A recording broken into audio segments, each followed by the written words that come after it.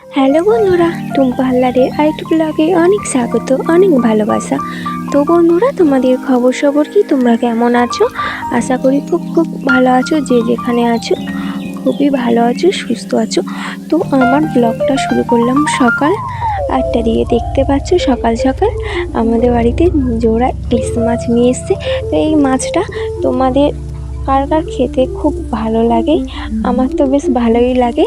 তো তোমাদের খেতে কেমন লাগে অবশ্যই কমেন্ট করে জানিও। ইলিশ মাছ দুটোকে দেখে আমার খুব ভালো লাগছিল, তো দেখতে খুব সুন্দর লাগছিল, তাই একটু ছোট্ট করে মিনি ব্লগ বানালাম। তোমাদের কেমন লেগেছে অবশ্যই কমেন্ট করে জানিও। তো এই ইলিশ মাছ মায়ের হাতে রান্না, মার হাতে রান্না মানে কোনো তুলনা নেই, মা দারুণ রান্না করে। আর মাছদের মধ্যে সুন্দর দেখতে লাগে এই মাছটা। তো মাছগুলো নিয়ে আমি অনেকক্ষণ ভাত দিচ্ছিলাম।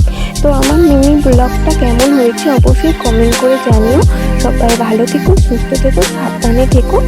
আবার দেখা হবে পরবর্তী ব্লগে। এখনকার মতন টাটা। সবাই ভালো থেকো, সুস্থ থেকো, সাবধানে থেকো।